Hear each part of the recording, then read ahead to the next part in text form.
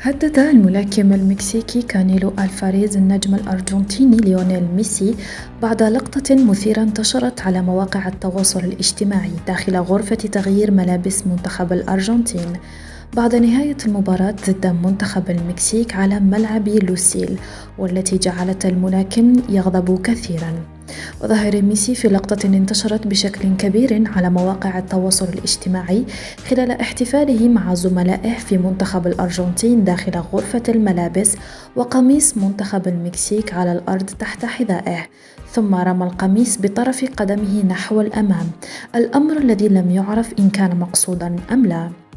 وأثارت هذه اللقطة غضب الملاكم المكسيكي كانيلو ألفاريز الذي هاجم النجم الأرجنتيني ليونيل ميسي وهدده بشكل مباشر في تغريدة نشرها عبر حسابه في تويتر، وكتب: